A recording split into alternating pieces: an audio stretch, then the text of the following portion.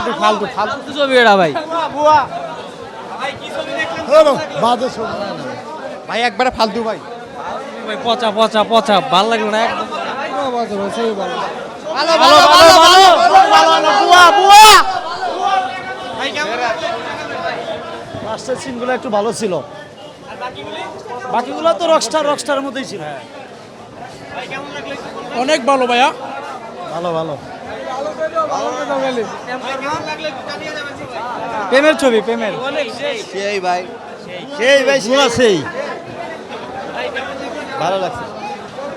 সুন্দর ছিল যথেষ্ট। ভাই সিনেমাটা আসলে অনেক সুন্দর হয়েছে, যেটা বুঝলাম আর কি, যে শাকিব খান ভালো ছবি।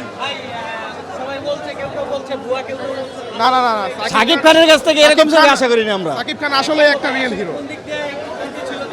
আপনার আমি শুনছি যে শাকিব খান অনেক ভালো ভালো ছবি করে, 10 বছর পরে আইছিলাম ছবি দেখতে শাকিব খানের, শুনছি ভালো, কিন্তু এরকম শাকিব খানের কাছ থেকে আশা করি না। একটা কথা কি এরকম ভাই, অনেকটা ভালো না পরিচালক বুয়া, পরিচালক এইরকম কাহিনী দিল কেন মানুষ দিয়া? যদি সবসময় অ্যাকশন সিনেমা চায় তাহলে মানুষ যেই যুগে সেই ছবি দরকার, যুগটাই অ্যাকশনের যুগ, যুগটাই অ্যাকশনের যুগ।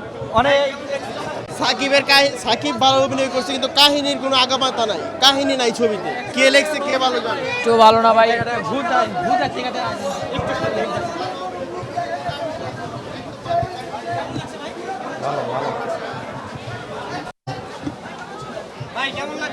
এই তো ভাই ভাই হতাশ কেন?